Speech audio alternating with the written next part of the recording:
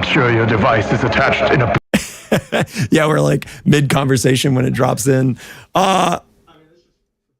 True. I should probably unmute you. Hello, everybody. It's an episode of the Dirty Pool Podcast. We're here. It's real. And hopefully the audio is working again. I've just re-updated a bunch of stuff. This is, as every episode, is a very special one. I say that each time, but this one's like serious. I have been trying to get you on the podcast for a while, and it just happened. It just happened. All the stars aligned. I couldn't be happier about it. Everybody, it's Bug from Spooky Pinball. Hello. How's it going? I finally answered my Instagram DMs. That's why we're here. I finally checked them. I kept sending you dick pics, and finally you responded. He kept saying, "Please respond." I showed you, "Please respond," and I was like, "All right." I just kept begging. So we got a lot to talk about today. Obviously, we're going to talk about a little game called Beetlejuice. I don't know, maybe you've heard of that on the internet. Yeah. Congratulations on the success of that. Thank you. Appreciate it. But I really want to dive in. You know, all the podcasts are talking about Beetlejuice, but I want to talk about a little bit about the origins of Spooky, your involvement, all the good stuff, and then we'll get to Beetlejuice. So to start it off right off the bat, I think a lot of people may or may not know that Spooky was a podcast first. Speaking of podcasts, right? So can you talk a little bit about just what it was like being a podcast before we dive into some homebrew stuff and maybe your first game and then what Spooky actually came from? Yeah, it's funny. Every time I talk about the podcast side, I feel bad because the way I explain it almost sounds like a diss to podcasts now. Because every time I talk about this, I'm on a live stream or a podcast. But when Spooky Pinball was a pinball podcast, it was before like everybody had pinball podcasts. Like there was probably only 3 or 4 total back then. And of course now there's so many. But it started off as that, and it got some moderate success. It seemed, at least from what I remember, it seemed like most everybody in the pinball community and space knew about the Spooky Pinball podcast just because there wasn't that many of them. And so pinball content. What year was that, just to give a framework for people? Ooh, probably like 2010 or so, because Spooky Pinball was founded in 2013 as a pinball company. And I think Dad was doing the podcast for like a year, maybe 2 before it became a company. So probably 2010, 2011, somewhere around then. I mean, back like when I said like there wasn't a ton of pinball media. There wasn't a lot of people uploading to YouTube. I think Papa tutorials were maybe just starting to become a thing. Oh yeah, Bowen. I mean, they were streaming Papa back then, but like, Owen and his brother had kind of started regularly doing the whole Papa tour, but that was pretty much the only online pinball you could really digest. Yeah, there wasn't a ton. And that was also around the time too that Jersey Jack Pinball was getting kicked off.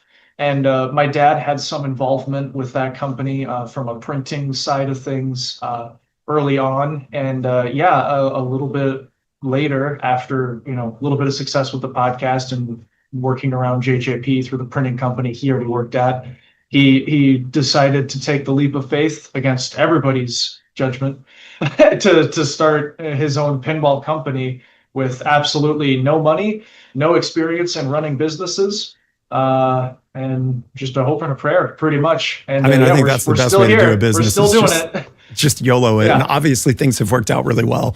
I think the last 2 titles have been absolutely stellar. Evil Dead is a film franchise I just fucking love. I think that it's just fantastic. And seeing that game become what it is and all the stuff that previous games that you guys have done to the culmination of that and now Beetlejuice, it's just cool.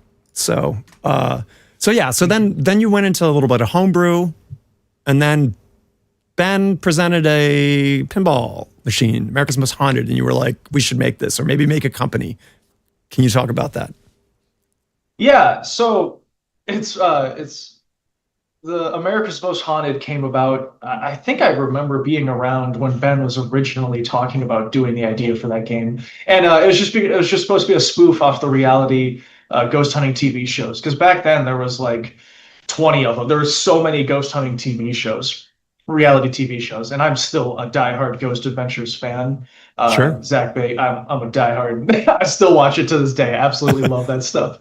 But it was like a parody of that, and Dad and Ben had been kind of tight for a handful of years there, and there was actually another game that we were working on that we wanted to do, But around that time, so the game we were working on was called Pinball Zombies from Beyond the Grave.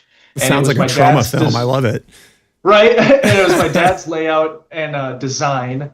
And keep in mind, this is like 2013, 2014 era. And around that time, there was this TV show that was kind of a big deal called The Walking Dead.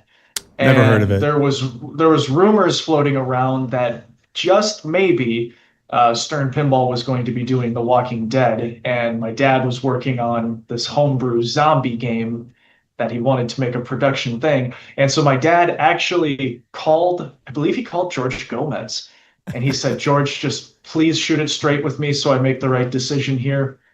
If you guys are doing a zombie theme based off a popular TV show, I'm not going to make this game. Like, I don't think that's a good idea to start my company out of the gate head to head. Did George give him the info? The Walking Dead. And he said, you may want to choose a different theme. So he did. That's cool. That's nice of George to give, a little bit of 411 on that. I'm like 90% sure it was George. I need to, but this is driving me nuts. I have your frame too high and there's a little band of gray at the bottom and my OCD is absolutely riveting my mind right now. So I'm gonna fix it real quick. Stand by, team. There we go. All good. Awesome. That's really cool. Well, so he didn't do that. And then exactly. So America's Most Haunted came. By the way, I don't know if you know this, but hopefully you'll appreciate this, but Carl says that America's Most Haunted is his favorite spooky game, which I think it's like it's like my second favorite too. Okay. Until TCM came out. TCM, it beats it for me. But I mean, it's so cool playing AMH because it's all our friends and family in that game, Like those are just our buddies from Minnesota that were like frequent guests on the podcast from the time that we had on there. And like Dennis Nordman was one of our ghosts in there. And it was like cool people. I think one of the voice actors is like from the Benton State Bank, like it's just our friends. And but that's, like I think that's such a huge appeal to Spooky is that, obviously people keep calling it a family company, a boutique company, but like it really is like a community driven kind of thing. This is pretty cool. Someone in chat, by the way, we are live. We are taking questions. So feel free to shoot them in here. YouTube as well. What's up, Squirrel Tree? He's asking when the thing is coming. The GTP Prague says that he still has the translite for that perspective game. I believe he's talking about the zombie game. Was there any test translates made for that? That's funny. We actually still print them occasionally. I might have a few sitting in a box around. We because when we go to the shows, we'll like sell translates and whatnot. And I think we have some Pinball Zombies translates that we just run as like this fun, cool thing. I feel really bad because I don't know I don't remember who did the artwork for it, but it's a cool like little back glass of a zombie chick and like two cheerleaders. Nice. And it's good to cheer on zombies. They need the motivation, Yeah, yeah. But it was very much going to be a thing of its time, and like I said. So when Dad decided to throw that out, well, we'd lost a whole bunch of time in development to that, and Ben had this ghost hunting game that was coming together pretty well at that time. So it made a lot more sense to transition over to focusing efforts on that and doing that. And I mean, Spooky Pinball, the company's logo was a ghost, starting with a ghost hunting game. Everybody knows ghost hunting TV shows and that whole thing. So it just worked out, I think, a lot better as our first title. It's a good landmark kind of like launch platform. Like you said, thematically, it like really aligns. Yeah. It really showcased, like, especially at the time, like just how like homemade everything really was and felt, like just like who we were, like this is kind of our vibe. This is our thing that we're doing. And I like to think that even now working on like the really big Warner Brothers titles and whatnot, that we still get that worked into all of our games, but that we've just really refined it and made it a lot more professional and marketable to bigger audiences. Yeah, I mean, I think that I've certainly enjoyed, and I'm sure most, if not all, of viewers have enjoyed seeing kind of like the development and change of the first Spooky game versus, Beetlejuice or Evil Dead, I should say. I don't think a lot of people have gotten to see or play Beetlejuice yet. So no, not that many. Yeah. All right. So the company launches at some point officially, right? So did Ben present this idea and your dad and the rest of the team were just like, oh, this will be the game to launch, and we should manufacture it at scale? Like, at what point was the like, okay, we're doing this, like this is the real thing? It's tough for me to say. So around this time, keep in mind, I was 11, maybe 12 years old. So like, some of that stuff I wasn't as around or involved with. Sure. I think it was just a mutual thing that made a lot of sense after Pinball Zombies fell through, was like, okay, well, this is the thing that we should do. And I think Ben, he really wanted to see that game get made, get it to a bigger audience and everything. So, I mean, he was just along for the ride, and he's still with us here. He's actually here. He's across the street working with Spooky Luke on a game that comes out like 2-3 years from now. Right now, we're working on mechs and stuff like that. So he's still hanging around. We've still got old Ben, crazy Ben, hanging around doing cool stuff with us. He hasn't changed. He's exactly the same person, and that is just how we want him. What would you say is Ben's defining quality? It sounds like Ben is a unique character. Voices, mostly voices. He still is a voice making, movie quoting machine every step of the way. It's fun. I have a really, really good time working with Ben on all aspects of what we do, whether it's like mechanisms or code or modes or script. Some of the most fun I ever had working on a machine was writing script for Evil Dead, because I would work on it solo, Ben would work on it solo, and we'd have Zoom meetings where we would work together, just plowing through the parts of the script that we weren't quite as sure what to do. And I still think that's some of the best work that we've ever done. A lot of us came out in that script for that character, so it was really fun. I don't think people appreciate how important the script writing is for pinball, and like it has to come from somewhere, right? Like the dialogue callouts you're going to be hearing them over and over and over and over again. So I feel like an unsung kind of element in the production pipeline. Yeah, it was a really fun time. So then let's jump forward a little bit. So this person says they picked up their AMH from Texas Pinball Festival, which the crazy thing with that show is that leading up to that show, over the course of like 6 to 9 months, we probably only sold 7 or 8 games total. So like things were looking pretty grim. Like we might have made a pretty big mistake. And then that Texas Pinball Festival is where we sold out every single one of the rest of the units that weekend. So we limited it to 150, and then it sold out the rest of that 150 units at that Texas Pinball Festival that GTP Prague was at. So that's awesome. We're here because you picked up that AMH at TPF. Shout out GTP Prague for keeping Spooky running. The real financier behind the curtain here, buying translights and keeping Spooky in business. Obviously, that's not the case anymore. You guys have expanded multiple times now, right? I mean, the production space is, 2 or 3 times, right? Oh, gosh, yeah. We've been in so many different buildings. We've built new buildings, added on to the buildings. I did a video of this on my Facebook where I did a quick tour of the Benton Industrial Park, of all the buildings that we've done and the add-ons we did for them. We're going to do another one at some point here. I want to do a building that is the Spooky Alley building, where it'll be like a storefront with all of our merch and stuff, and it'll have every single Spooky Pinball game completely refurbished that you can just like come in and play them all, pick up your game, like get a tour of the factory and everything. So I love your launch party. Another one of those. Your launch party thing that you did for Beetlejuice, and we'll get to that for sure. I definitely want to talk about that.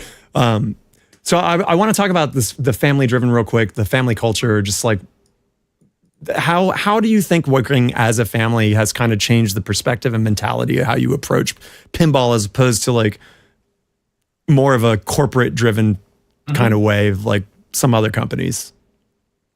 So it really instilled the lifestyle aspect of it immediately. So there's absolutely no separation from work and home for pretty much any of us here, because it has been a family-owned business. Like when Dad started it, it's not like he left Spooky Pinball at Spooky at 5 p.m. No, he'd come home. He was still answering emails, taking phone calls, texting people like constantly. And that always carried through. And when Spooky Luke really picked up responsibilities and everything, when he would leave here, he would go, he would work Spooky Pinball from 7 a.m. to 5 p.m., making sure the production line was going. And then at 5 p.m., he would leave to go weld the habit trails for Rob Zombie Pinball. And then eventually, started doing the metal work for the company outside of the company. So it was 24/7. That's impressive. And so for all of us, the work and home aspect has never been separated. It's always on 100% of the time, just no breaks from it. We are always involved with it in some manner, no matter what we're doing. I mean, even if I'm on the fishing boat, I will be checking email, taking a phone call, like whatever it is. Right. And I think that's always been one of the main things that has worked for us, is just that we're constantly working on this stuff forever. Like we really don't take breaks or anything like that. So I think that was really integral to the development of the company in general, was everybody was 2 feet in the whole way, no matter what was going on. Right. So that was it's not like an employer. My chair is definitely lowered itself while I was talking about it. That was so funny.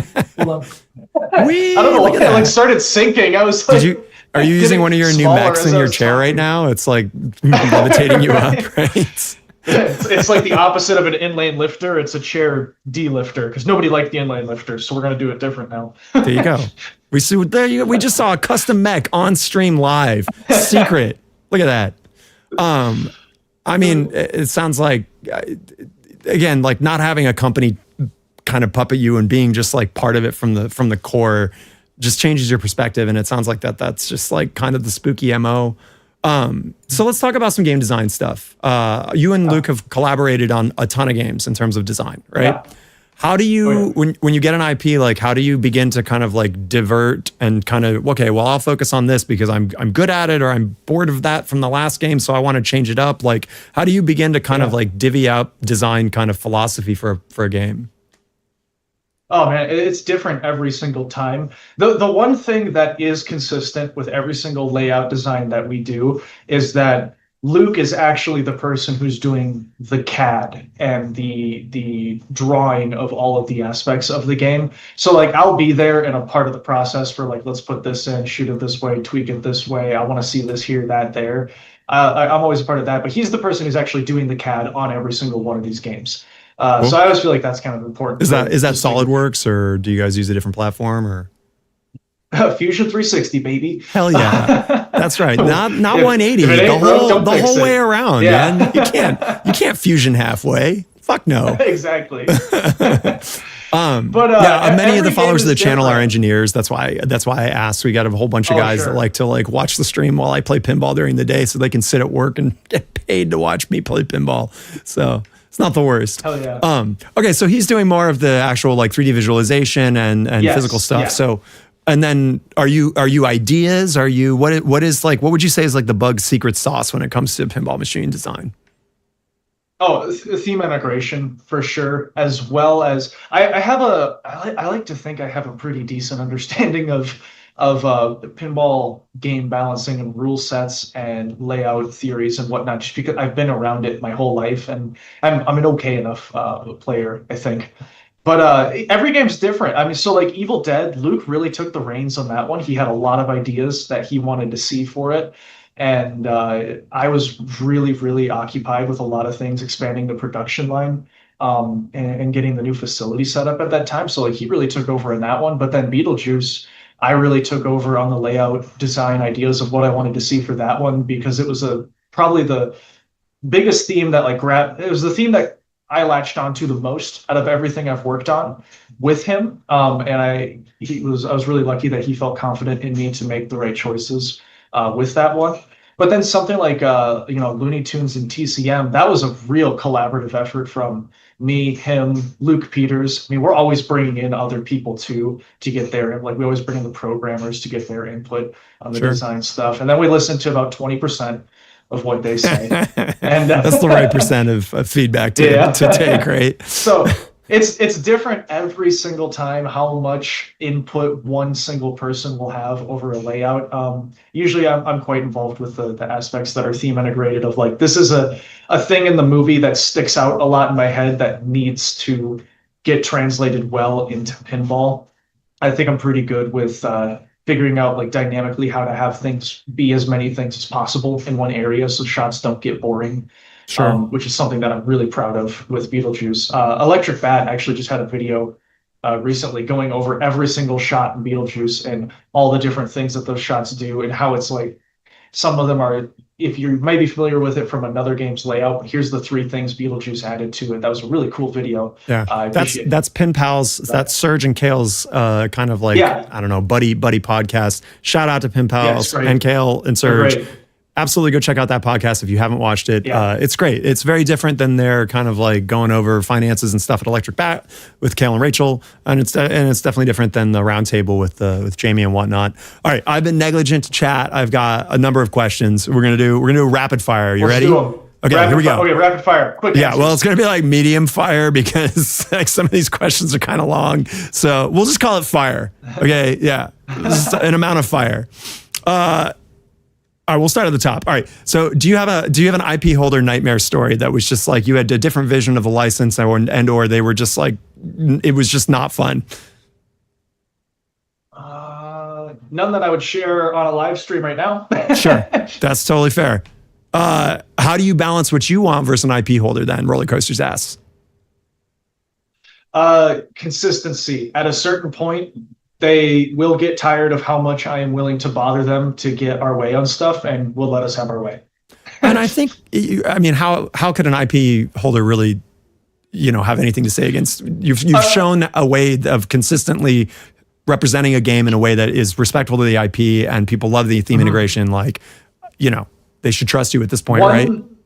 One of the biggest pros and cons about pinball and licensors that I don't hear many other companies talk about, this is the biggest pro and the con, is that 90% of licensors know nothing about pinball. That's true. They don't know much about it, which is awesome, because sometimes that means you'll have a lot more free reign over what you want to do, because they're like, you're definitely the expert on this. We don't floor. In other cases, they have a lot of ideas of what they think would be cool in the game, and they're terrible, and you don't want to do any of them. Right. So you spend the whole time fighting against that. So it's the biggest pro and con, is that licensors don't know much about pinball. It's funny that has positives and negatives, where you can be frustrated and free at the same time. All right, Joe, I'll ask this. So Joe runs competitions in Chicago. He's a person who's very passionate about tournament pinball. And he's asking if there's a future of settings like competition mode and extra ball settings to help better control the tournament landscape and tournament settings for Spooky Pinballs. Yeah, we should do a pretty big overhaul at some point to help cater to the tournament crowd some more. Like, we have just neglected that crowd a little bit more with some of the settings and whatnot. What I will say is, our games like Looney Tunes and Evil Dead and whatnot, they do have a lot of settings that you can go through and change. We should probably just make it more conducive to, like, here's the tournament section that will get you the things you want there. So, like, obviously you can turn off extra balls and things like that. It's a very standard thing to do for tournaments. Sure. But there's probably a lot of other things that we should do. I'll tell you what, though, Joe, send me an email to bug@spookypinball.com and just give me your rundown of why we are not the best with those settings in our menu. And just be honest, you do not know the can of worms that you just opened. I'm sure. You're a madman. I want to know. I love hearing it. And all right, Joe, there you go, man. Your wildest dreams come true. Of getting some good settings in there. So DJR, also, thank you for showing up. We're definitely going to talk about Spooky Speak, because I have some definite concerns as a sound person, which I don't know if you may not know. I've done some sound stuff. I am very curious about some of the technology behind that. That later. We'll do one more. And someone asked, do you use custom software on the back end for your games? Or do you use a game engine like, I don't know, Godot or I don't know. Oh, sorry. Yeah, I had to understand what that meant. Yeah. We use Unity. When you turn the games on, it actually has the Unity logo that pops up. Some other programmers from other companies, when I've told them we use Unity, looked at us like we had 7 eyeballs. Why? Unity is an awesome platform. Unity, Unreal. I was gonna say, it's worked for us for the last handful of years here, and I'm just happy to have a more consistent system. I mean, that was like one huge quality sort of issue with Spooky Pinball for a long time, was that we changed board sets and systems that run the game so often. It was like we never were able to like get our footing. Like we're never able to lock in on one and refine it until it was really great and set as like the solid Spooky Pinball system that we always use. Standardization is a really important thing, right? Yeah. Yeah, extremely. And it took us an embarrassingly long time to get around to that. And like since Scooby-Doo, we've been on the same board set Unity system running it. Like we're very stable with that now, and everything coming after Beetlejuice as well has these things in it. So it was a huge necessary change that needed to happen, and it has happened. And we've seen the pros of it. Sure. You know, before I click that, well, all right, I have one more question, and then I'm going to ask you to say 3 things real quick, and we're going to click on a new window. The next question is, someone said, is Domino's Pizza best? And then someone else said Papa John's. Bug. Oh, what's Domino's the best pizza? Domino's kicks the piss out of Papa John's. I would have to agree with that. That's like not even a competition. It's not even close. No offense to whoever asked that, but come on. Yeah. So Pizza Shit also wants to know if you're in a porta potty right now. If so, that is the nicest porta potty I've ever seen. That chair. I wish I could get my toilet to have that chair, because that's the one I would do. Okay, Bug, can you say a particular word 3 times so I could switch a browser over? Okay, particular word. One that you might say for a new game that you have. Maybe the name of the new game. Yeah, Beetlejuice. Oh man, look at that. We've got the trailer pulled up. Let's talk about Beetlejuice. Okay, so obviously this was not a big secret. Everybody knew for quite a while that Beetlejuice was coming, and boy, oh boy, it seems like that you guys have really delivered. The game looks spectacular. It's got franchise artwork top to bottom. One thing that really surprised me, and I mean this in a positive way, is, you know, Stern got a lot of like shit for Kong having this like kind of like wacky color palette and being like just different. And in my opinion, Evil Dead kind of did the same thing, but it like works. Like Evil Dead's color palette and everything about it is so like grindhousey and the most like neon, like not a traditional kind of like grungy feel that you would think. And Beetlejuice seems a lot in that same department, but it feels like it fits a lot more at home. But you guys got praise for it, and I love it. I love Frenchie's art. I love Frenchie's artwork, and I don't know, just in general, it's great to see that there's been a positive amount of feedback in terms of the kind of explosive color palettes you use. Yeah, for sure. Franchy's the master of knowing what is appropriate for the thing that you are working on. Because I think that's why some people get so upset about various color palettes in other games. It's just with certain themes or characters and whatnot, it's just not what they're expecting. It's not what they have in their mind when they're thinking about that. Sure. Fortunately, like in a Tim Burton world, especially Beetlejuice, you know, greens, purples, reds, black, whites, like those all make sense. They live at home. Fortunately, a ton of colors. And the other great thing in his world too is, like, in the Beetlejuice movie, there's a ton of different locations that are very distinct. They're very different from each other where you go. The attic is extremely different from the rest of the Dietz's house visually. When they go to the Sandworm planet, I still get this wrong. I keep saying Jupiter or Saturn, and for some reason I can never remember. It's Saturn. That's what it is. It's Saturn, right? I say Jupiter. Or it's like one of the moons, Jupiter because right? our programmer's dog's name is Jupiter. And so I keep saying that. It's Saturn. I don't think sandworms could live on different. Jupiter, right? Because it's like gas, right? They would have to be like fart worms or something. I don't know, right? Like it. Fart worm. I mean, like you can't, like a sandworm can't swim through gas. It just wouldn't work, right? Ours can, but okay.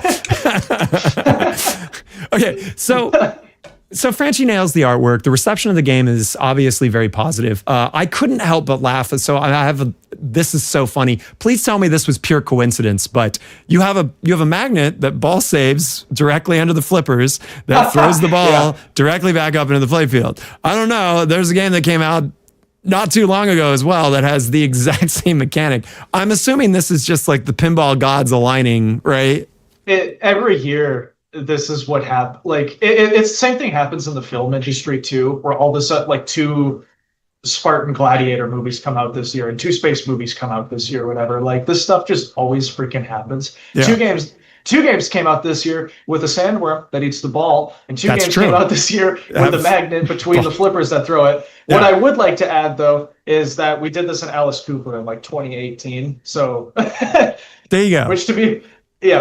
So I stole it from Dad, who stole it from me, which I would add. But it's the pinball like circle of life, right? Like you take an idea, you innovate on it. I mean, like people shit all over Jack's X-Men for taking it from Pilot Wings. What the hell's the name of that game? Which is silly because I love the fact that Stern made a non-standard, Italian flipper layout. So yeah, I love that. Yeah. Anyways, so yeah, obviously I thoroughly approve of Beetlejuice. It has sandworms in it. I'm a huge fan of sandworms. When you go to make a game like this, how do you build the chopping block of things that need to go in it and things that don't? To fan service, to be authentic to the IP. We always put way too much in. Well, pretty rarely do we like end up chopping things out. We get really antsy about having any empty space because I've just walked up to so many games where there was empty space, and in that empty space there was artwork that was just okay. I think those areas. Jaws Pro comes to mind on that. Not to isolate Stern, but it is a very barren playfield in the back. That is. I'm not even joking. That is exactly the game I was thinking of. I just was it. I love Jaws Premium, by the way. I'm playing it right now on stream. It's amazing. It's probably my favorite Elwyn game. But yeah, barren playfield. I think I agree. But yeah, exactly. So like, I really hate when we walk up and see stuff like that. But fortunately, lately we are so far worked ahead on these games that we had Beetlejuice pretty much done. Like I had it submitted for final approval and everything. Like this is it. And then we started adding more. So like the left ramp there, that whole Dante's Inferno left ramp over there, that wasn't there in the original final version of this game. Yeah, that right there. So that wasn't there in the original game. But then we looked at the time that we had left in our hands and we were like, just going over the game, trying to think of anything we could do to make sure it was better because there was a lot of anticipation and hype building up to it. And we were like, we could turn this whole left ramp into a mechanism like feature deal and make it really special, make it have a purpose, because up to that point, because the Wheel of Fortune interacts with the display, right?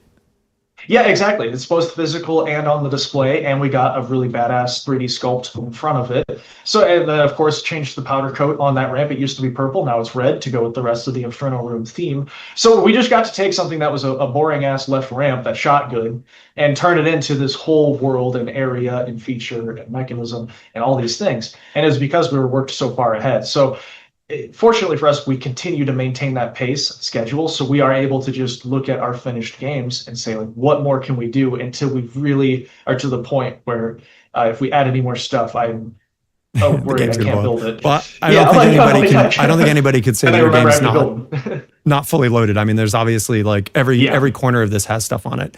I will say, I have a question. Joe asked, are there any mechs that didn't work out? But before we get to that, I do want to ask, so you know, there was some people talking about how like when, the camera and the sofa are not things you generally like think of when you think of like Beetlejuice. I personally don't have a problem with that. I think it's an amazing mech to like hold balls and dump it. So what was the design philosophy when you're like, we need to have a mech that holds balls? Like what was the like thought process behind the sofa to like one that's in Evil Dead, I think? Is there like, was that part of the thought process behind that or? So every single game, Luke and I pretty much demand that we do something that physically holds the balls. In this case, you know, we knew the Sandworm was going to eat the ball. I didn't really care to have it like regurgitate them back out or anything. I kind of wanted the main focus to be like shooting it and just having it eat the ball. I always thought, you know, the couch was one of the earliest ideas we had because to me, the waiting room is probably, in my mind, some of the most iconic stuff from the movie. Yeah, it's got the shrunken head. It's the first shrunken head meetup, and yeah. Yeah, as far as imagery goes, I always thought it was. But when you like look at that, it's like, okay, well, what do they do in the waiting room? Technically, not a whole lot. They wait. they sit around. There's interesting people, and they wait. And it's like, okay, well, what if like we make that a part of the game? Like you're waiting, you lock the balls onto there and they're sitting there waiting for you to load all three up and then start the multi-ball and then dumping it over. You know, originally they wanted it to be, instead of it tipping over, the right side was going to drop down and they would kind of fall out over there. But I remember I did this haunted house attraction. I think it was called Raven's Den. It was in some small ass town in Wisconsin, like 2 hours away from here. And I was like in high school. And in the start of it, you sit on this couch that looks a lot like this couch. And there's this TV playing and there's these voices coming over in this room while you're waiting in there. And when it's time for you to go, the couch actually like got boosted off and like lifted forward and like dumped everybody like onto the floor. And that always stuck out to me as like super impactful and cool. And I thought it'd be way more interesting to dump the balls out that way. It just kind of reminded me of that back then. It's more fun for pinball. Yeah, totally. It's unexpected too. I like that it's unexpected. A big part of Beetlejuice and Tim Burton stuff to me is like subverting your expectations, kind of like rug pulling people of like, Yeah. oh, you launched the ball, oh, it's going out the out lane and it's getting grabbed by a magnet, thrown back in. Like, oh, you put these balls on the couch, you tip it forward instead of just like finding some other way, like the Simpsons Pinball Party where you drop the side and they roll Which out. is I like Spud, subverting which expectations. Spud is asked about right now. Yeah, I was just about to say that. He was Yeah. like, you were concerned about it being too close to that. No, it's come on. How many other pinball machines had sofas in it? Like, come on. I love that game. Totally. It's got how many modes? It's got more wizard modes than it has regular modes. Probably, yeah. Indie Arcade says the physical ball locks are awesome. Great. Thank you for doing that. Snake eating the ball. I mean, chat is obviously overwhelmed with a lot of the positive decisions here. And anybody on the pin side who was complaining about the camera, you can look at the first comment right here. Polaroid camera is a nice touch. Eat it, pin side. You don't know what you're talking about.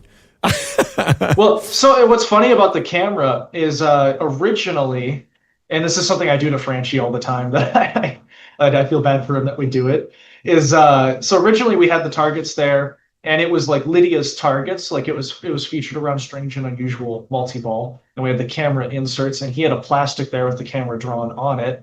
And we really liked his drawing of the camera so much that we just decided to make it physical and have it sit on top of there, because why not? We had the space, we had the ability to do it. So we said, okay, but then we were like, well, we can't just have a stagnant sculpt sitting there. Like we wanted to, it'd be really cool if it could flash as if it was taking a picture. Right. And so we, got that worked out as well too. So it started off as just like, oh, that's a good plastic from Chris. Let's cover it with a sculpt. We do that so often where like he'll draw a really nice plastic. We're like, oh, that looks good. Let's just do it physically instead of doing your stupid plastic. And he's always, fortunately for me, he understands. He's like, it's what suits the game best. Like, do that. So Right. fortunately for me, he's cool about it. But yeah, we do that to him all the time. I feel bad. I mean, I think he can't be unhappy with the end result. Joe is asking, though, I forgot that was the original question. Are there any mech ideas that didn't work out that got cut? I had a grave dig like mechanism originally that's pretty different from what the Beetlejuice mech is now. I think this one's a lot. You're talking better. about the gravestone that kind of raises on the right ramp area, or Yeah. Originally, I wanted it to be more like you were digging down to get to it, but it just really kind of felt like crap. I didn't like it a whole lot, and this shot gave us a lot more to do to where you could be shooting all the way through, and it's a nice flowing ramp. Or you can shoot up, and we stop the ball and put it behind the drop target. You can hit the drop target, release the ball. Or you just pop up the drop target, you hit the drop target. Right. Or we catch it and Beetlejuice picks it up and he rises out of the grave just like in the movie and, throws a pinball at you, because what would be cooler than him rising up out of the grave like he does in the movie if he did that and threw something at you.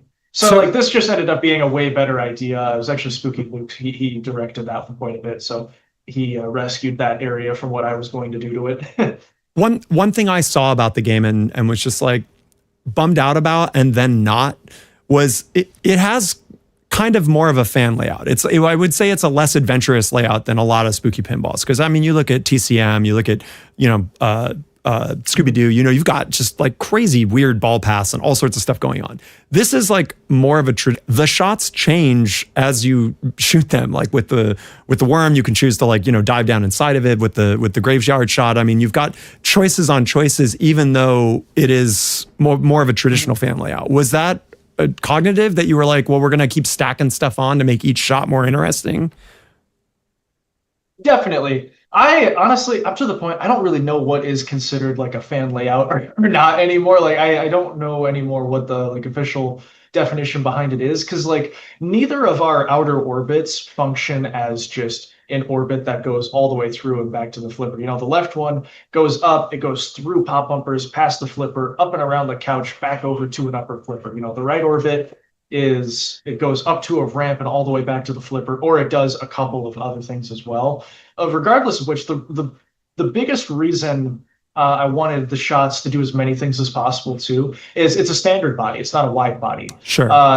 Luke and I have gotten really accustomed to, in our wide body layouts, we have the space to just add more shots that can do certain things. In a standard body, you're a lot tighter on the space, and I don't ever want anything to get boring. I mean, that's the tricky part with pinball, is at the end of the day, it's only a set amount of shots and a set amount of modes, and they can never get old. So a really guaranteed way to make sure it never gets old is if each shot does multiple different things. So that was a huge, huge, huge important aspect of the design on this layout, as well as, again, as I mentioned earlier, like the whole Tim Burton weird bounciness of Beetlejuice, of, like I said, like rug pull. I keep describing it that way. Misdirection-y quirkiness. Exactly. Like, I'm going to hit this one time, it's going to go here, but the next time it's going to shoot it right back at me. And it's just weird. It's different. And it's theme appropriate. To your point on that, though, like, I feel like the entrances look like a traditional fan layout, but then what happens after that is like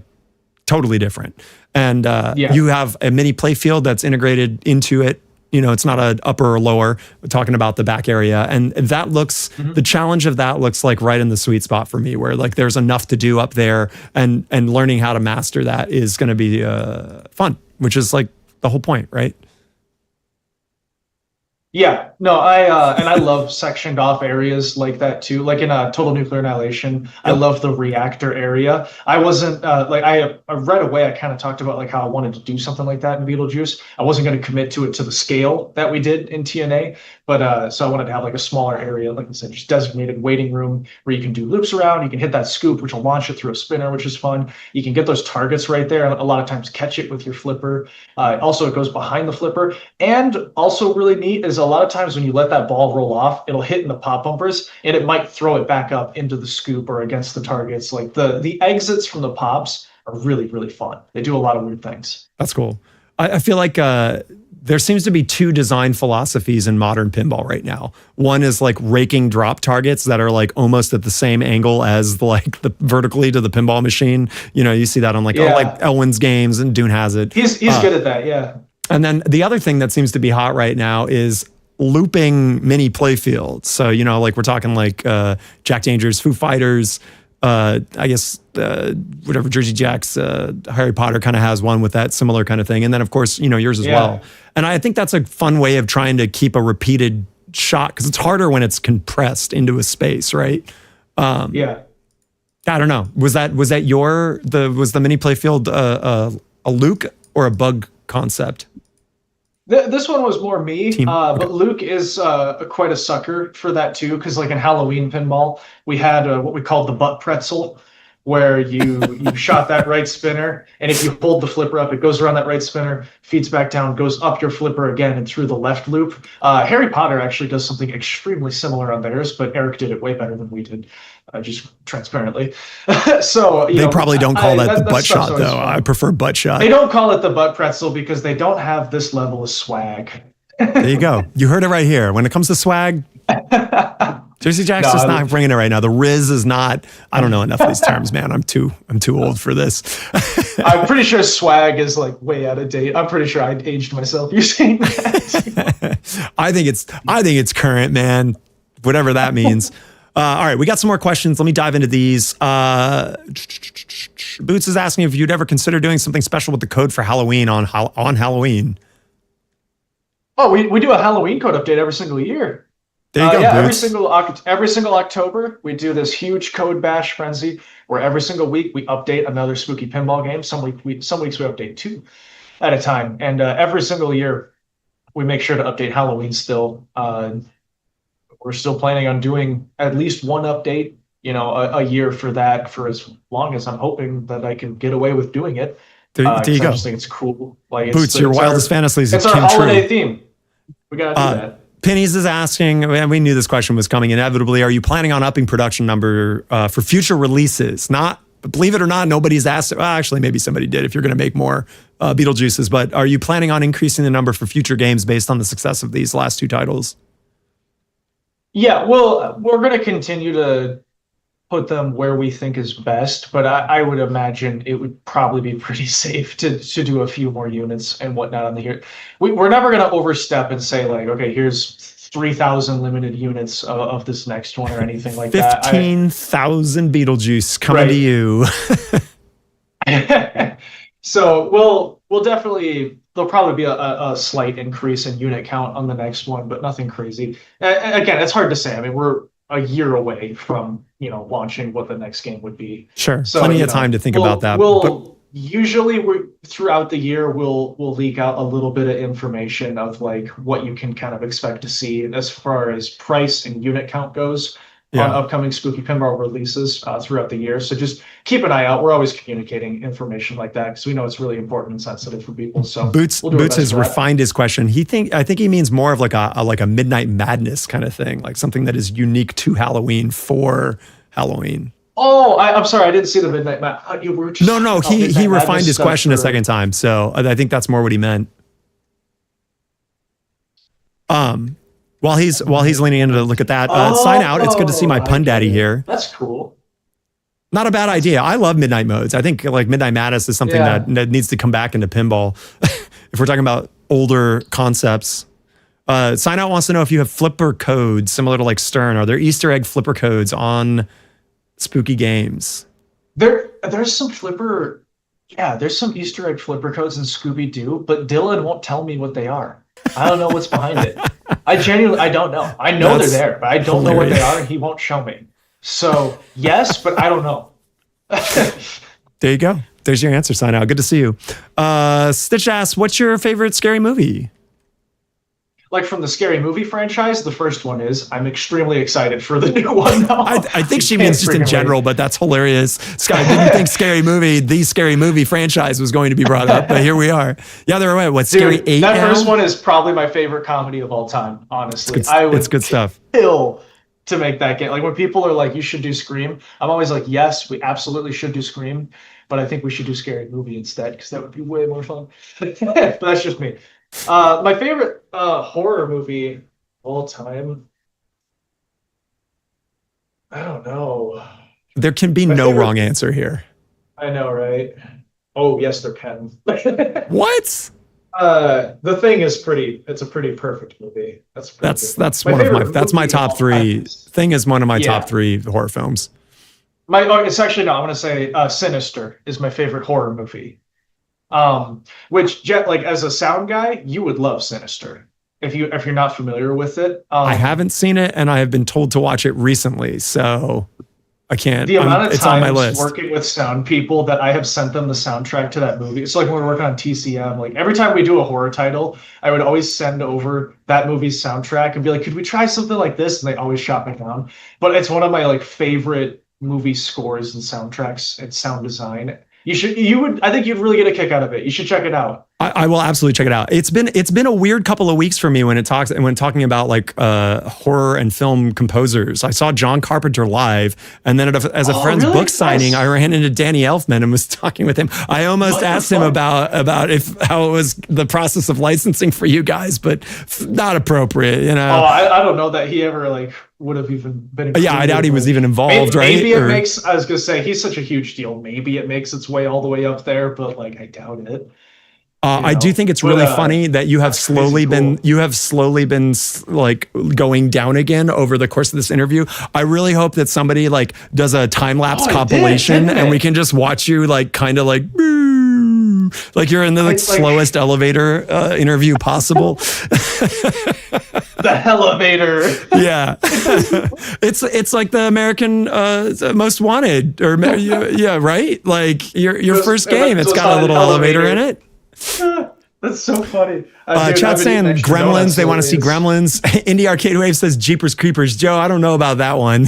Yeah, I'm gonna pass on that one. But yeah, Sinister is my favorite scary movie. My favorite movie of all time, though, this is my favorite movie. This is Ben Heck's favorite movie, and Christopher Franchi's favorite movie is Ed Wood by Tim Burton.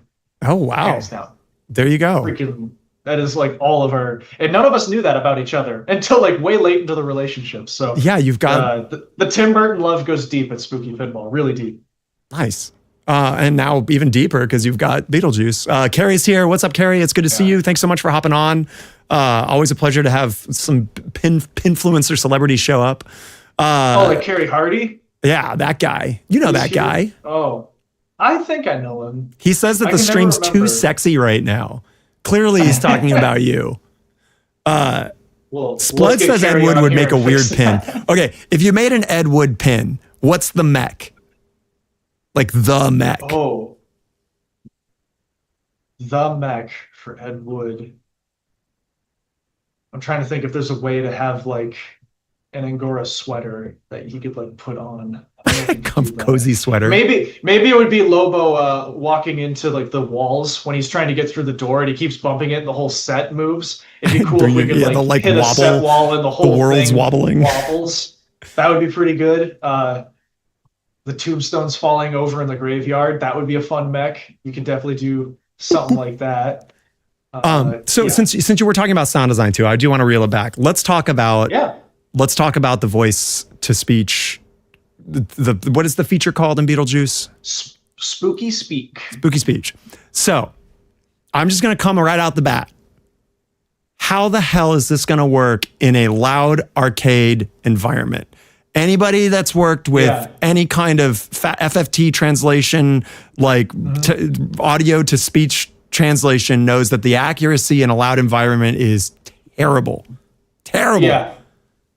So we're going to have settings, of course, for our location people who don't want to have to, because like there's points in the code where we rely on it to get to the next phase, but we have tons of workarounds for that. So like in the one multi-ball, you say Beetlejuice 3 times and then he does it's showtime. We go into that. You can also hit the action button. So there will of course be settings in the locations to get around the Spooky Speak features, because I mean when we're at Texas Pinball Festival, like some things will get through, but you know probably not everything. It's definitely a lot tougher when you have that going on.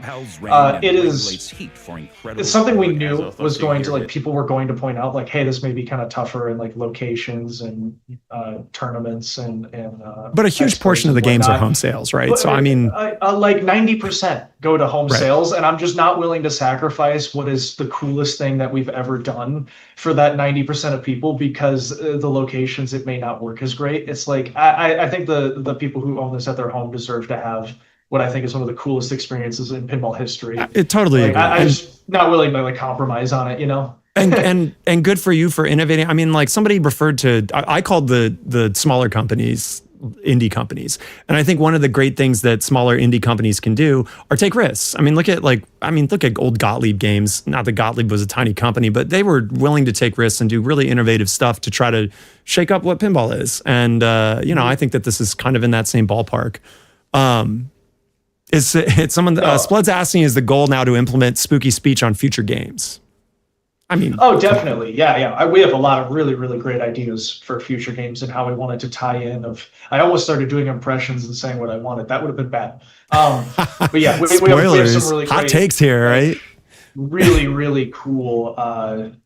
Man, I can't like even slightly begin to lean into that. We have a lot of really cool ideas for it in the future. One of the main things I want to get going here as well. It's not in yet. Spooky Speak is still very new technology. We just got this like fully running and functioning probably 4 months ago. But something that I think would be really crucial, that would be awesome for, say, the location guys or just techs in general, is using Spooky Speak in the menu settings, because there's a lot of times that you are stuck working on a game and you have wrench here and you're holding something at the top and you're trying to set this, or you're working on both sides and you don't want to have to let go of the playfield because you have it balanced. You don't want to reach down for the coin door. It'd be great to navigate the menu, get to the coils, tell it to fire this coil, turn on this flasher, turn on these lights, go to the switch test, so that you can basically not have to let go of the things that you're doing. Because I mean, it's so frustrating when you have something set exactly how you need it. Oh shit, I'm not in the right menu. And then you're like trying to reach it and hold on to these things. And eject balls. I mean, I can think of a few fundamental commands that would just be like really handy. Take the glass off and put it down on the ground gently for me. Right? Like that'd be perfect. Replace my flippers coils. Yeah. Solder that switch. Fix the node board. Uninstall tilt. Yeah. Splickity's asking, does it require internet access to work? No, it does not. Nope. Okay, so that means it's not cloud processed. It's real-time analysis on the board. Mm-hmm. Cool. Johnny Button wants Michael Keaton to mock him. Well, play Beetlejuice, right? Yeah, I mean, play. We got plenty. I'm trying. Jesus Christ, chat, slow down. There's a lot of chat going on. Yeah, I'm just trying to catch up on everything. Everyone's all I want to know now. What game did they say is straight cheeks? I want to know what game they're talking about. I mean, if we had to talk about cheeks, we need pin butts in here. Joe from Pinball Degenerates is like the Bible when it comes to games that have booties on it. Like that's his whole thing. By the way, if you haven't followed Pinbutts on Instagram, you go do it. Pinbutts is where it's at. I think I've seen that get recommended to me. I don't know if I followed it or not. It's so funny, man. He just takes photos of butts that are on pinball machines, and you'd be surprised. There's a lot of them. We have another viewer. His name is Pizza Jake. His goal is to record all of the pizzas that are on Playfields. We have 3 or 4 known games that have pizza on them. I found one for him. Can you guess 3 games that have pizza on them? I'm going to start with Teenage Mutant Ninja Turtles. That's correct. Probably 2 of them. I bet both do. There's 2 Teenage Mutant Ninja Turtle games, so 2 teenage games. We'll count that. So you only need one more. Dominoes. That's true. Obviously. Okay. Elvira has pizza somewhere in it. Oh, does it? I didn't know that one. I'm pretty sure Elvira and the Party Monsters has pizza somewhere. Interesting. This is so important. I'm looking it up. This is really important. The 4th one, or the one that I contributed, is George Gomez's least favorite game, if that's a clue. George Gomez's least favorite game that he made. Did he do Hardbody? No, but did he do Hardbody? That's my favorite game just in general, but I mean, it should be everybody's favorite game. Anyway, the game is fast. It's NBA Fast Break, by the way, has the pizza, and that is apparently his least favorite game. One of my guesses. Where's Eminem Retro Gamer when you need him? He has a hard body. I don't mean in general. I mean like he has does he? What's he look like? Hey baby, what's up, MN Retro Gamer? I hope you're watching this later. Call me. Ward Pemberton is the guy who designed Hardbody. Sound by Bob Lieb. Boy, that must have been a fun one to work on. Anyways, to get back on topic here. So the Beetlejuice sound technology. Way off. Yeah, we just went from tell me about Beetlejuice's audio technology to I hope MN Retro Gamer's watching me later when we talk about how his hard body. All right. So we already asked that. I'm trying to catch up my questions now. Here's a good one. What's a design element you think is underused in modern pinball? Oh, I usually have a good answer for that. Design element that's underused. Air in my mouth. Let me resolve this while you think on that.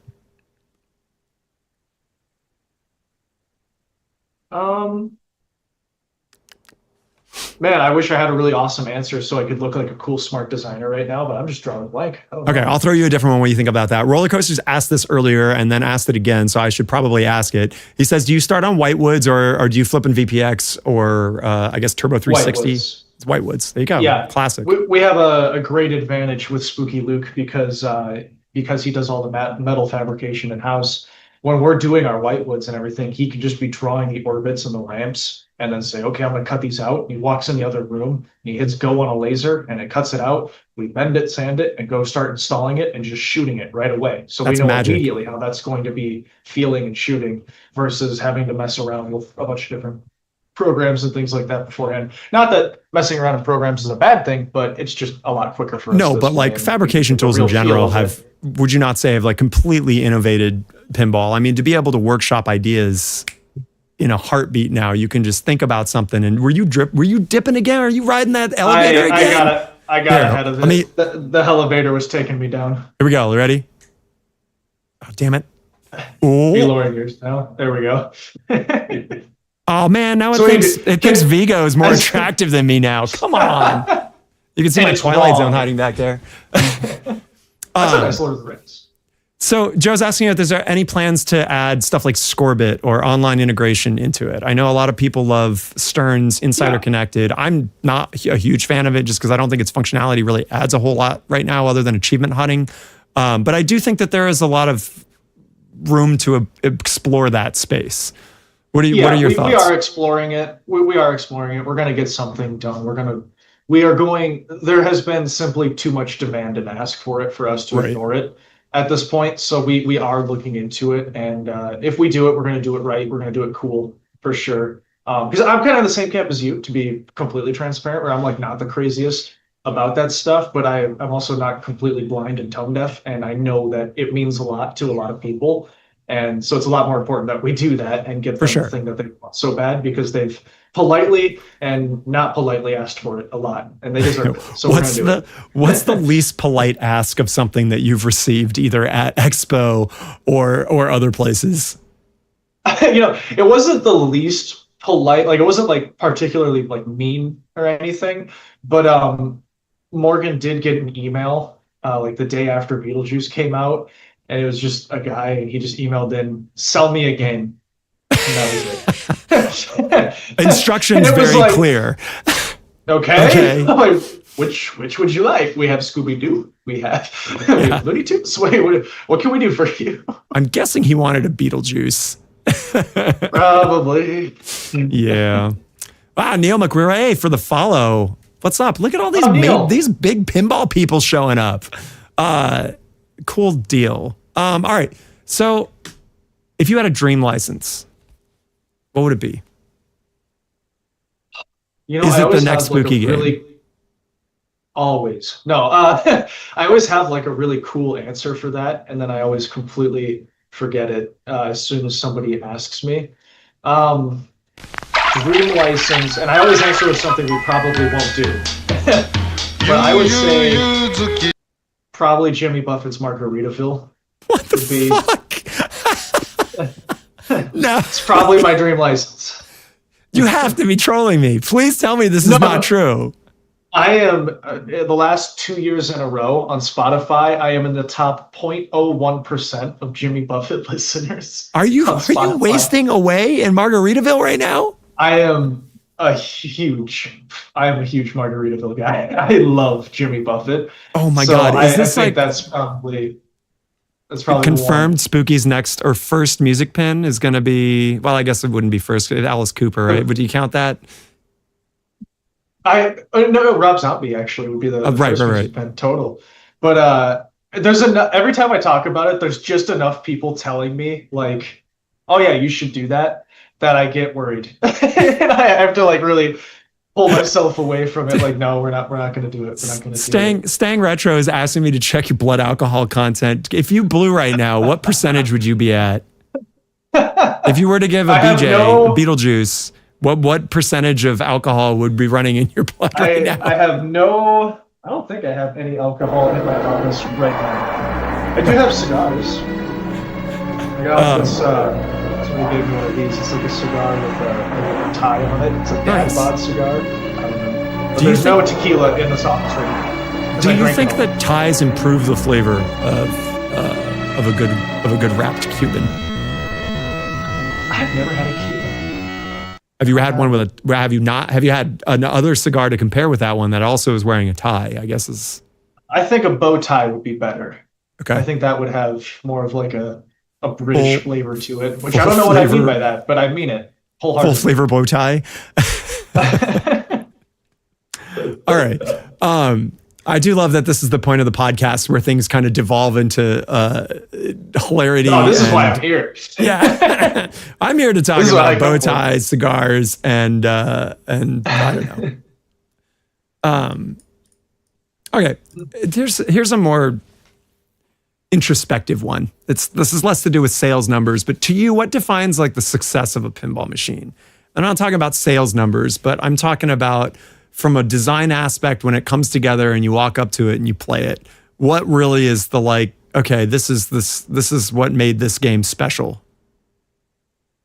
That is a really good question. Huh. If I always compare pinball machines to amusement park rides, like dark rides. So I have like when I imagine Beetlejuice pinball, I imagine it as like, okay, you're getting strapped into like a 3-minute dark. I don't want to say roller coaster because that's like super fast, but like a dark ride, right?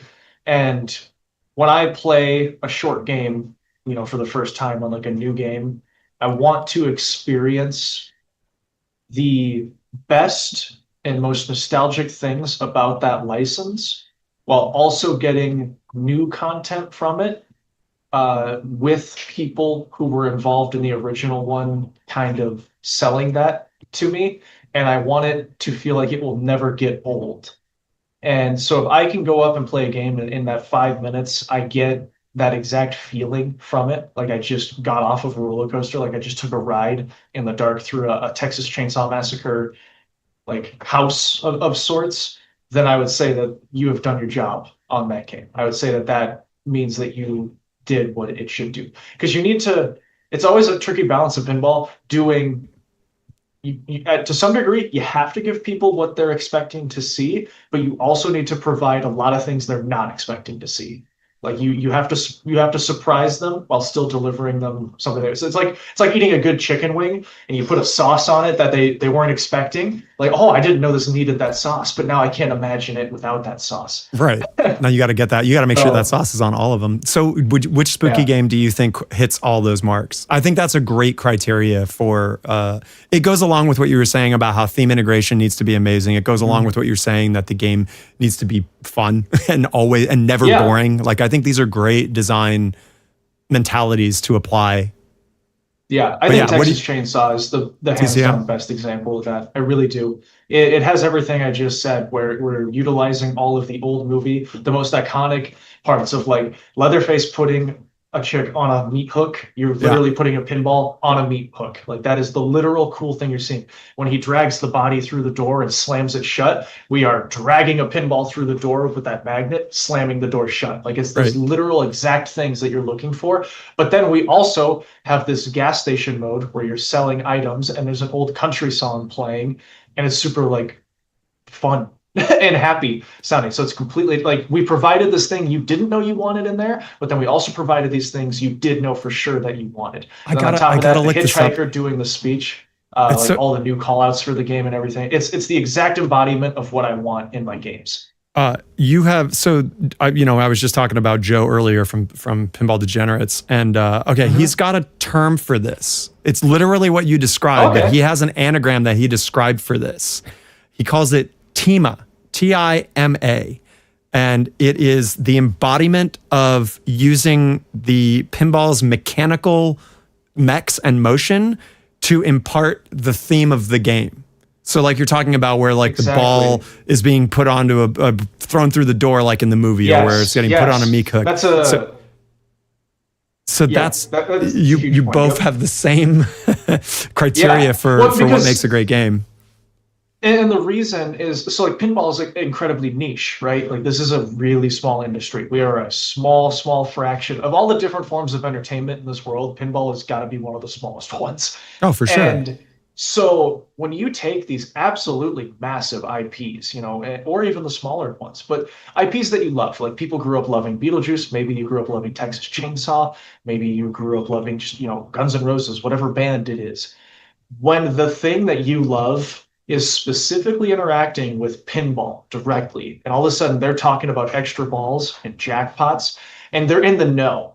It feels like this IP, these characters, everything, all of a sudden they're in the know about pinball and why it's so cool. Right. And that's a really, really like special thing that makes people really fall in love with games. I have more respect for pinball characters that know about pinball, or I'm sorry, IP people that are suddenly now into pinball. I'm like, oh man, I didn't know Batman was so down with pinball. Batman's even cooler now. You're like, I didn't know he was cool like that. Yeah, exactly. It makes it immediately a lot more special. So he's hitting the nail on the head for sure. That's great. And Scott's asking, oh, Neil, wait, Neil, are you getting a BJ? When are you getting a BJ right now or in the future? Are you sending Neil a BJ or no? I don't think he got one. I don't know. Have you been inundated with people that are in the pinball community that got the FOMO, missed out, and are just like, hey man, where's the production one, Can we get that? The amount of if it falls off the truck emails we get is a lot. It's a lot. Carrie's still here. He's talking about his BJ. I thought Carrie's BJ video was hilarious. I thought the people that got mad about that are taking life too serious. Carrie, I appreciate you. Fuck the haters. All right. Well, so chat, we're kicking it for an hour and 20 minutes. Bug, I really appreciate you taking so much time to chit chat about this. Before I throw it to you to talk about, I mean, obviously the game's sold out, so there's not a lot of marketing needed to do around that. I do want to throw it to chat. If there's anybody that's got even more questions, we got a party going on right now. Now's the time. Bug is here. He literally said he'd answer any question and not dodge anything. So let it rip. And then while that's going on, Bug, I want to throw it to you. Again, thank you. Do you have anything that you'd like to talk about? Is there anything cool going on? Oh, I'm sorry. There was one thing I wanted to talk about. The launch. The idea of like a day one launch, like lining up down GameStop, waiting for the game to release.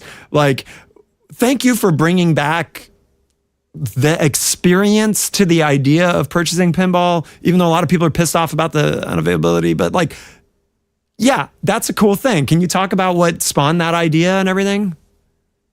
All the credit in the world to Don's Pinball Podcast for that one. It was his idea. He relentlessly hounded Luke and I about it once a week, every week until we inevitably caved. Because at first we were like, no way. Like, it just sounded like something we could never do. I mean, we've just never had a game launch day is such a private thing. It always has been. I mean, and also, when we would launch our games, people wouldn't play them in person, usually for a month or two after the fact. The only thing that would be out there is the gameplay video or the live stream. So to have all of a sudden, you're going to have a ton of people in your factory playing the game in person live, like code development just got moved up a month to 2 months of like a whole different style of like robustness that it needs to be at. And we were just really confident that the team was doing well enough that we could get it there.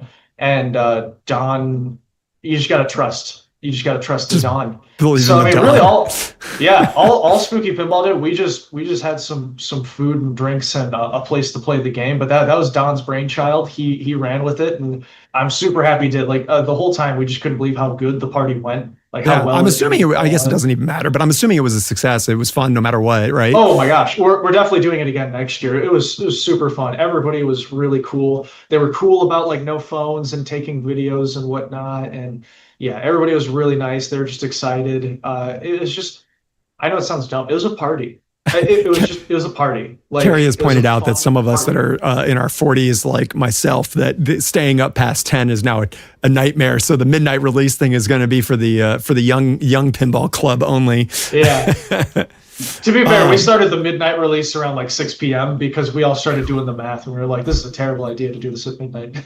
Yeah. Well, it's spiritual midnight, right? Like just set your clock, pretend, and like whatever. Yeah. Roller Coasters is asking, does Spooky have internships? Not really, no. I don't know much about internships. I never did any, and we've never had anybody do it. You did the family internship. You were grandfathered in on an internship, right? Yeah, it was just free labor immediately. Is that what internships are? It's just free labor? Like, pretty much, with school credit attached to it or something. Baddest Boy Lloyd is asking if speculation's good or bad for pinball, and is asking your opinion on reselling pre-order spots. Oh yeah, speculation good for pinball, as in like upcoming themes.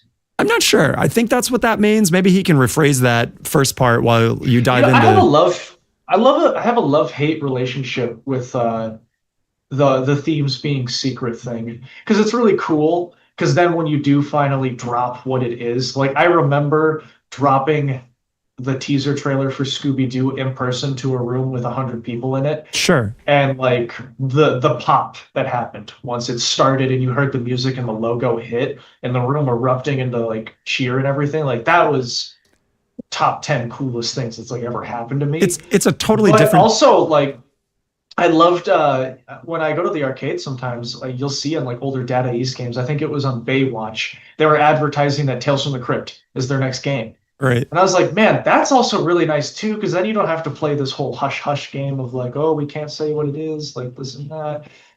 There's a ton of pros and cons to all sides of it. You also don't want people like building up a certain expectation for what they're thinking they're going to see for 12 months, and then you come out. So that's what I was going to go into. You talked about the intimidation of like making sure that the game was fully packed on Beetlejuice. That is a direct correlation to announcing what the IP is beforehand. I mean, you've got expectations already building for the game. Not like it really changes. You're going to try to make the best game you can anyways. But I just imagine there's got to be a different kind of mental philosophy of designing when people know what the IP is. Yeah, which we have never. Actually, that's not true. We've definitely had some times where like my dad announced the game, and then it was a long time after that you saw it. But like in the Bug and Spooky Luke era of the company, pretty much like when the teaser trailer came out, you saw the full game like pretty quickly after that. This is the longest break him and I have ever done for like teaser trailer comes out and then you wait to see the game, and we were pretty against it for a long time. Especially not to bring Stern into it, but like Fall of the Empire, I think some people were not as crazy about what ended up coming out with how long that break was in between. But we had confidence. We just had full confidence that it was going to deliver. Just like even with the hype train being as absolutely ridiculous as it was, we were pretty confident it was going to deliver on the reveal day, and I think it did. I really do. There's no doubt about that. I mean, you're not going to make everybody happy no matter what, but hey, never. All your games are sold, so right. We don't usually put it out that way, but I'll be your avatar for that. All right, we got a slew of questions. Let's get through these. So Scott Rundle's asking, do you sell as many toppers as games, or is it like Evil Dead where you've got more toppers than games currently? I'm still waiting to get the total topper count. But for example, like certain distributors who, for example, just throwing out random numbers so I don't give anybody away, if they sold 50 games, they sold 49 toppers out of 50 games. And we've had some that sold way more than that every single person but like one gets a topper. So I think it's going to be close. I think Beetlejuice might see an even higher percentage than Evil Dead did. Evil Dead, I believe we ended up doing about 820 toppers out of 888 games. So I wouldn't be surprised if on Beetlejuice we see something like 900 out of 999 or maybe even 950. I mean, if you have an Evil Dead, I can't believe it. If you don't have the topper for Evil Dead, like I'm not a topper guy, but like there's just certain toppers that are just like they feel like they belong on the game. We had one funny story. I won't say which distributor it was, but we'll just say it was Shane. We'll say it was on tilt no matter what. Yeah, the topper is obviously an option. Like you can pay to get that separate, and we had this distributor, and Morgan calls him, and she's like, "Hey, like how are the topper sales going?" And he's like, "What do you mean?" And she's like, how many games did you sell with the toppers? He was like, all of them. It's not an option. And she was like, yes, it is. And he's like, not in my camp.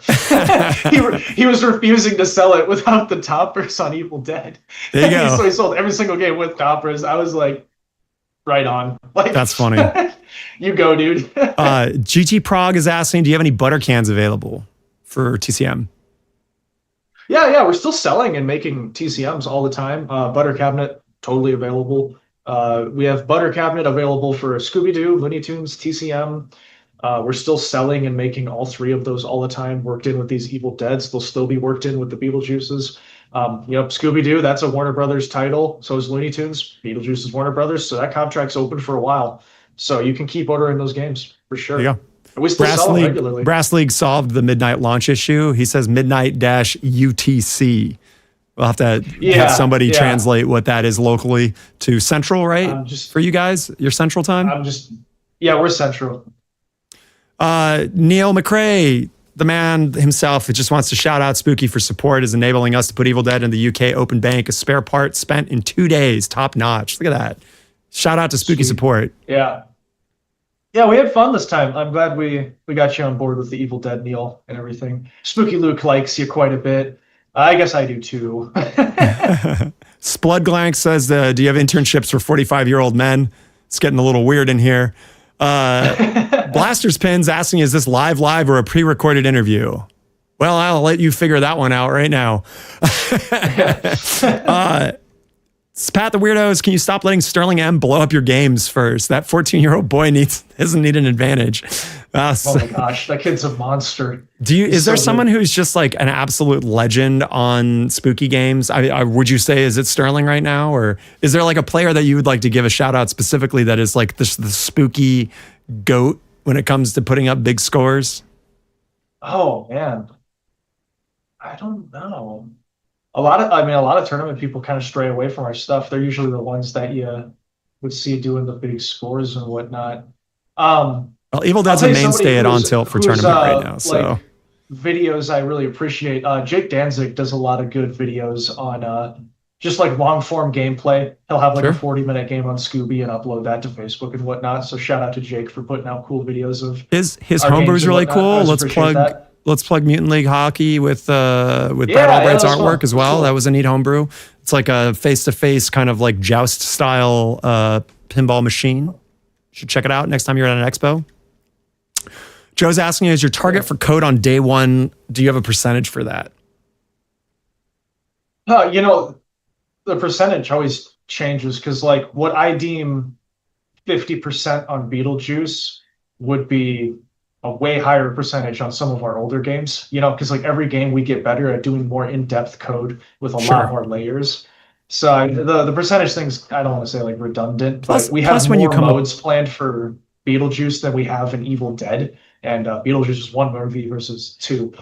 So we have tons and tons and tons of content coming to it. I think the Beetlejuice code right now is by far the most professional rollout of code that we've ever had when it comes to stability as well as presentation of everything that we have going on. And we're still making changes and tweaks to it every single day, obviously. And we have just a crap ton of modes that are coming to it. Was there ever a discussion for Beetlejuice about including the second film? Because I know there was a So lot of speculation. Yeah. It was actually kind of a cool story. Is when we started working on this game as Beetlejuice, it wasn't that long after that they let us know way in advance that there is going to be a confirmed sequel coming, and then we got cued in onto like a meeting of what that was roughly going to be about and whatnot. And like for whatever reason, like Beetlejuice, it was always a fake Facebook post that you would see every single year of like, oh, they're officially doing it. It's never true.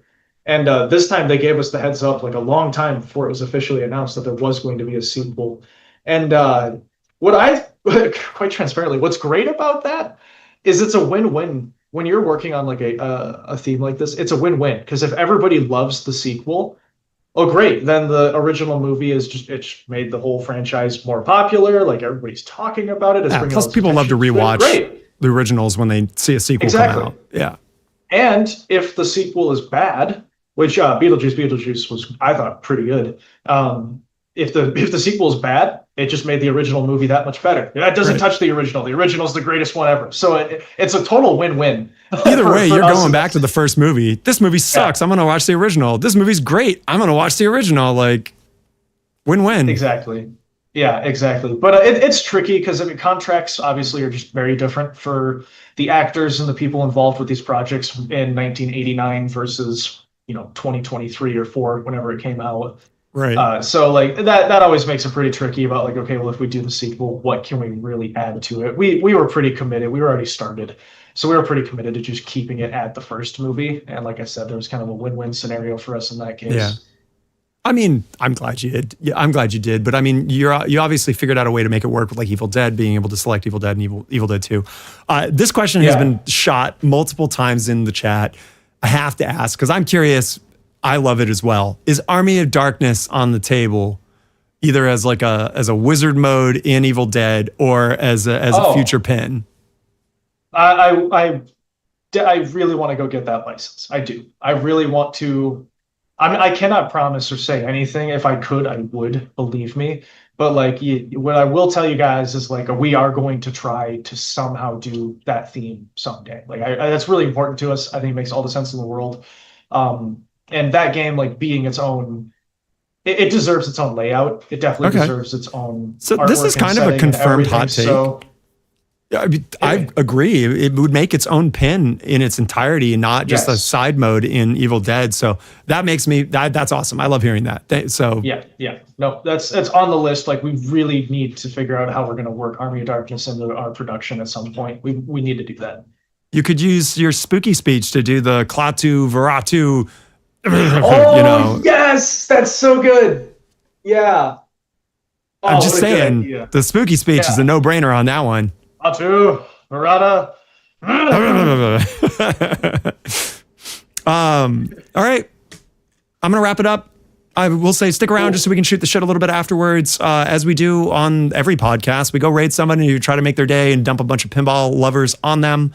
Neil wants to know if Motorhead's coming. Sneaking in some last minute questions.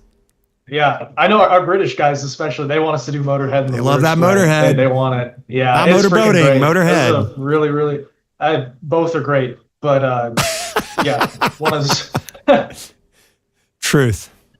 Okay, we're gonna wrap it up. Thank you again, everybody. I do want to say, Bug, will you praise the Great Pyramid with me? Holy shit, Baddest Boy Lloyd, that is a huge block. Satanic thing I'm doing right now? I don't know. Yeah, sure. It depends on how you feel about pinball. Oh right, thank you, Johnny Button. I'm so stupid. Do you own personal machines at home? I have all of the Spooky, so I don't own any other games besides Spooky Pinball games, not because I'm a prick, but because pinball's really expensive. For sure. It's like, horrendously so.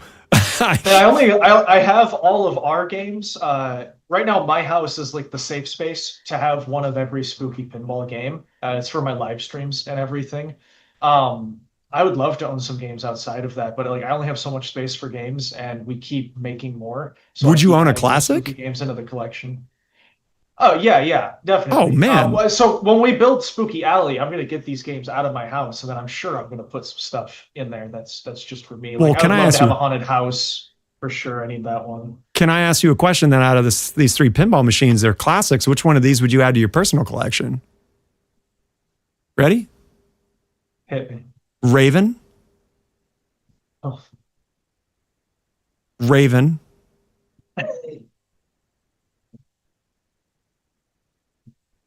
It's Raven. The third one's Raven. I'd pick Hardbody. God damn it. Thanks everybody for coming to hang out with us.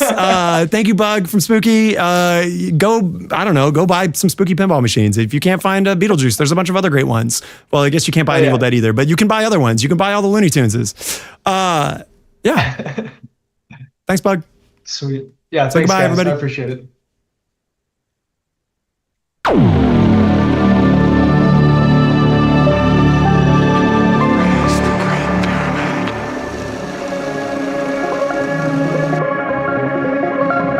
Does your life lack purpose? Have you wondered if there's anything more? Join the cult of pinball. The Great Pyramid accepts all into the cult of the Great Order. I am Dr. Cornelius Bigostin, imperturber and acolyte of the Great Pyramid. Join us on an ever-ending quest